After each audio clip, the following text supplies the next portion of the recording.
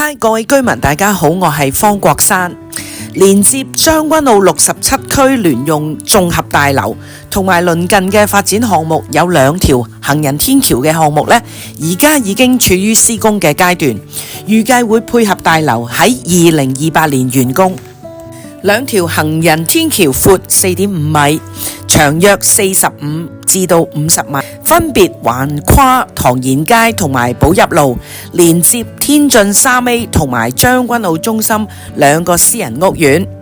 土拓署已經聽取咗將軍澳中心居民同埋我哋反映嘅意見，將連接處係靠近將軍澳中心星光花園嘅方向。承建商都會表示設計時候會加強遮風擋雨、平衡光源等實際性嘅考量。行人天橋預計會24小時開放，由路政署維修保養。我哋建議增加閉路電視攝錄，加強住宅區嘅保護。而將軍澳67區嘅聯用綜合大樓設施相當齊全，街市、醫療同社福設施係集於一身，服務對象由細路仔到長者都兼顧嘅。主要設施係包括有冷氣嘅3層公眾街市，預計提供大約140個攤檔，當中包括71個大型攤檔、60個小型攤檔、2個活家禽嘅攤檔，仲有10個主打輕食同埋外賣嘅熟食攤檔。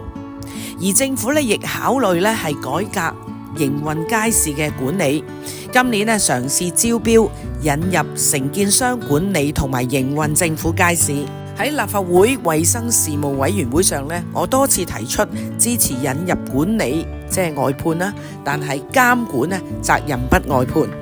除咗增加科技嘅監管，增加環保嘅元素，例如綠在區、社區長者飯堂、客廳之外我建議針對新建嘅街市，例如我哋67區嘅街市承辦商不用大嘅投資，希望政府同承辦商把關，做一啲基本嘅食物價格，做到市場價格領導者嘅作用，引入競爭，平衡我哋地區嘅物價。最後食環署亦都回覆新嘅街市熟食檔將開至凌晨1、2點，滿足居民嘅要求。除咗街市之外，仲有醫療同健康嘅設施，例如捐血站、西貢地區康健中心、兒童體能智力測驗中心、母嬰健康院、皮膚科嘅診所。社福設施就包括有長者鄰舍中心、殘疾人士地區支援中心、家長資源中心、學前康復服務辦事處等等，甚至仲有消防處嘅社區應急準備體驗學習中心、政府嘅辦公室同埋公眾嘅停車場。等到呢2條行人天橋建成之後就會好好咁樣串連港鐵站同埋周邊各大屋苑，形成一個更完善嘅天橋之城，街坊出入有遮擋又方便。